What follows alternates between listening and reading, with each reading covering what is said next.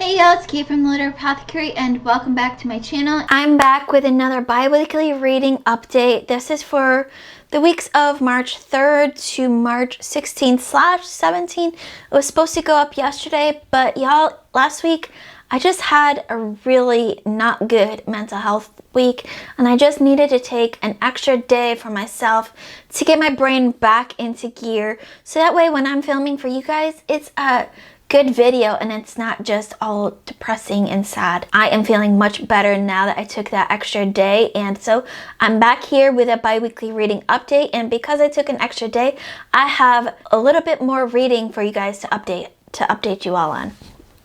So first, let's start with the stuff that I have read and finished.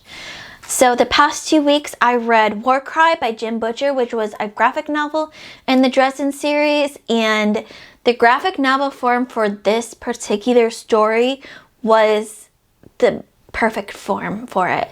It was the perfect choice to put this in graphic novel form, and I absolutely loved it. Next up we have the last 3 finalists for the Sphinx Championship series. That is Dark Heart of Ilmore. I gave this one 4 out of 5 stars. I really love this kind of supernatural fantasy mystery. It was dark, but it was so intriguing. I just kept reading to find out what was happening in this town.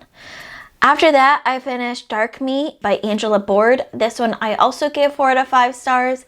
I really loved our main character's voice in this book, and made me really curious about, just what dragon meat tastes like and what these kinds of experiences and benefits that our main character is soon to find out really feel like. She says it feels like a sunny day, like you're soaring in the sky, and I wish I could feel that, actually, literally. After that, the last finalist that I had finished for the entire competition was Black Cap, which I also gave 4 out of 5 stars. This is another kind of supernatural fantasy mystery.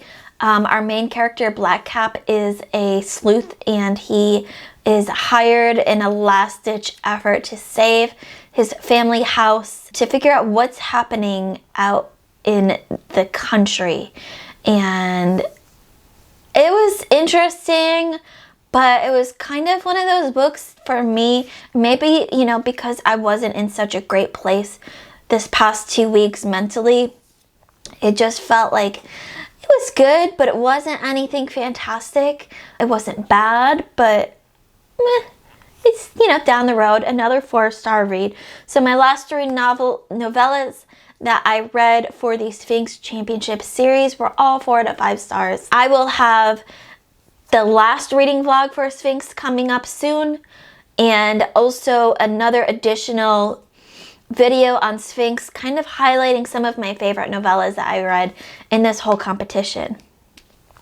And then the last book that I have finished was one that I finished yesterday during my extra day. That's Children of the Black Moon by Joseph John Lee. This is book 2 in the Spellbinders and Gunslinger series. I enjoyed this book a lot. I gave it 4 out of 5 stars.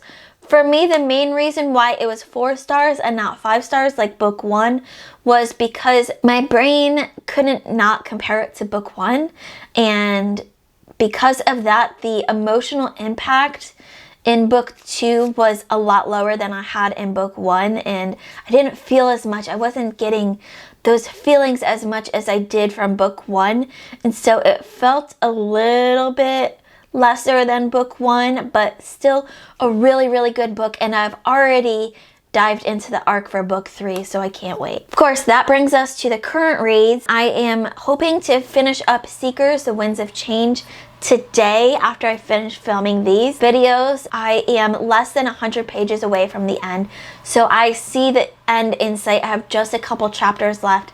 I'm really enjoying that. It's feeling like a 3.5, 4-star read for me. A Fire Endless by Rebecca Ross, which was my patron pick for February. I am still going strong on this. Although my audiobook loan went out without me realizing it from the library, and Hoopla is giving me a hard time, as it tends to do, saying I've reached the daily limit even though I haven't reached the daily limit. So that is going a little bit slower because I don't have the audiobook to do an immersion read with yet until I can get Hoopla to get their act together again. But I'm still really enjoying it, and it feels like the moment that I just hit feels like something really, really big is about to happen. We get like a couple big moments, and now I've just gone into part 3, and it just has that feeling like this is where the heart of the story is going to be. I am reading the arc for How to Solve Your Own Murder, and I am loving this book so much. It said if you are fans of Knives Out and the Thursday Murder Club, you'll love this book, and I absolutely do. This is about, so we have dual timelines here. Our first timeline is in the past with, I think her name is Frances, Great Aunt Frances, a young Great Aunt Frances who was told this fortune about her death with some very intriguing clues, and ever since then, she's been trying to figure out when is it gonna happen, who is gonna be the one to kill her, and she's got this whole room set up with her murder boards and everything. And then in our present day timeline, we're with her great niece, and she's been summoned to Great Aunt Frances's estate for discussion about her will, and they find her dead. And this is where it starts to really feel like Knives Out, and I am really loving this. I'm only about 20% in, so that's not really spoilers.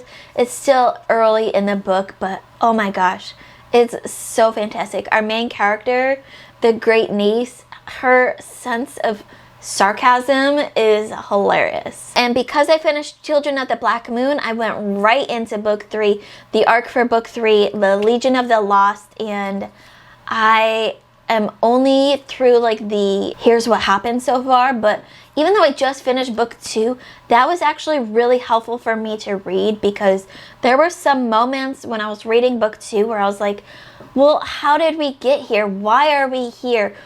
What just happened? Whether it was my brain not being as quick as it normally is, or a lack of holes in the storytelling, I'm not sure which one it was. There were moments where I kind of went with it because I was still enjoying the story, but I questioned, how did we get here? But reading this summary of the first 2 books before jumping into the actual text of book 3 helped clear up some of those holes. So I'm glad that Jolie included that bit in book 3. Even though I had just finished book 2, it still helped me out tremendously.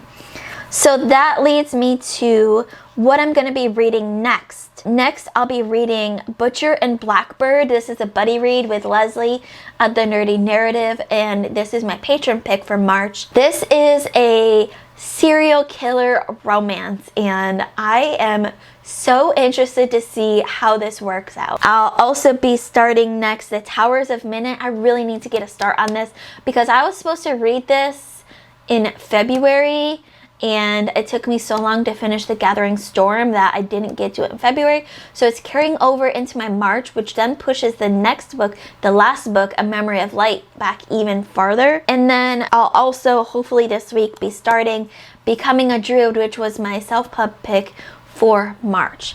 So those are all the books, all the reads that I finished, what I'm currently reading, what I look forward to reading next. Let me know in the comments below, what was your favorite reading moment in the last 2 weeks? And what are you looking forward to reading the most in the next 2 weeks? As always, keep reading, and I love you all to the moon and back. Bye.